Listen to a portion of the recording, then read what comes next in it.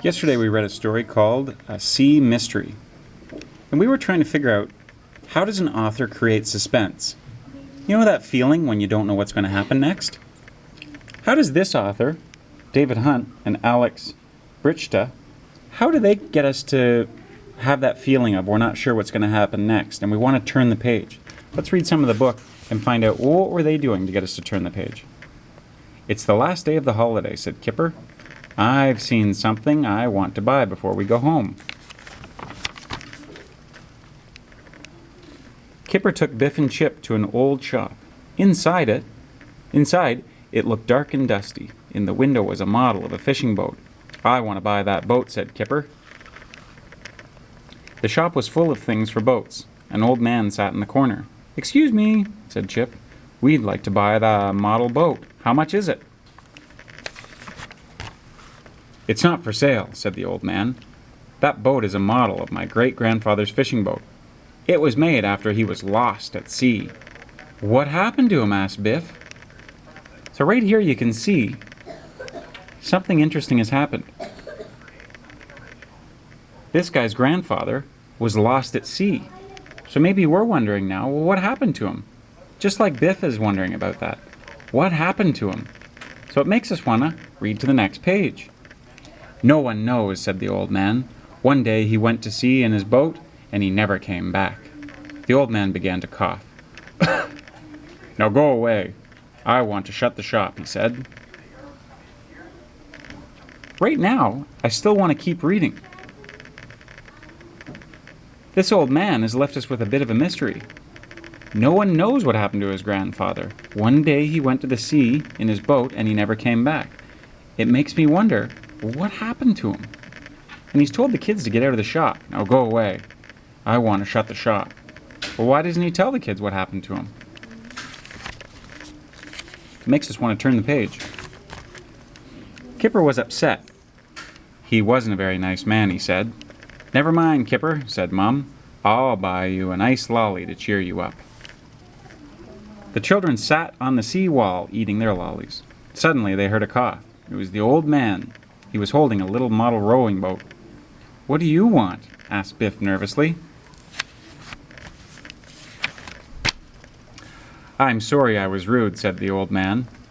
"I've bought you a present." He gave Kipper the little boat. "It's from the model you liked," he said. The little boat was made of wood. It looked very real. It even had a little pair of oars. "Oh, thank you," said Kipper. He looked up, but the old man had gone. So right here again, the old man had gone. Someone's disappeared, and they don't tell us where he's gone. So the author makes me want to turn the page because we're trying to figure out, well, where did this old guy just go? "It's time to go home, I'm afraid," said Dad. "Did you see where the old man went?" asked Chip. "What old man?" asked Dad. So now Chip is really wondering, where is this old man gone?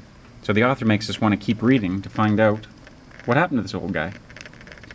When they got home, the children went to Biff's room. They wanted to play with the model boat.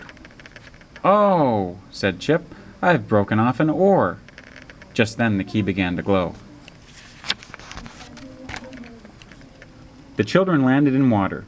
The magic had taken them to sea. "Where are we?" yelled Biff. "I'm scared," said Kipper. "I'm not a very good swimmer." Suddenly, the oar splashed into the sea next to them. "Hold on to the oar," said Biff. "It will keep us afloat." So right now, the author has created a situation that's kind of dangerous. The kids are out floating in the sea, and we're wondering, well, what's going to happen next? Are they going to drown? Are they going to get rescued? What's going to happen? So the author makes us want to turn the page. The children held on to the oar. They floated for a long time. "There's nothing but sea," said Biff. "I don't like this adventure," said Chip. It began to get foggy. Then they saw a strange shape through the fog. It was getting bigger and bigger. "Now I'm scared," said Biff. So right here, the author has created this object that we can't quite tell what it is because it's foggy. And "now I'm scared," said Biff. So he has one of the characters saying something about being scared. So it makes us want to turn the page and figure out, well, what happens next?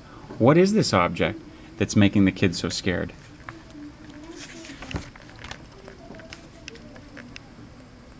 sailing boat came out of the fog. It drifted towards the children. "Over here!" shouted Chip. "Help!" yelled Kipper. "I can't see anyone," said Biff. As the boat got near, Chip saw a rope hanging into the water. "Tie the rope to the oar. Then we can climb on board," said Chip. So we still want to turn the page. They're going to climb on board, and I wonder what's going to happen next. They climbed up onto the boat. "Phew," said Kipper. "That was scary. Let's find the crew," said Biff. "They can tell us where we are." They looked around on deck. There were nets and baskets of fish. There was an open hatch leading down into the boat. "Maybe they're down below," said Chip. So right now, we're seeing that there isn't anybody working on the boat. And we're wondering, well, why not? Where are they? There's lots of fish that have just been caught. But where is the crew? And now we find out, maybe they're down below. I'm wondering, are these people going to go down below? Are they going to go inside the boat? I wonder what's down there. The children went down into a large cabin. It was lit by lamps. There was a big table in the middle of the cabin. The table was set for dinner. In the corner, a big pot of stew was bubbling away on a stove. On the table, there were 5 mugs of hot tea. "This is strange," said Biff. "There's nobody on board." So again, the authors use this word strange. This is strange. We can see that the light's still on. There's food cooking, like someone was just cooking it.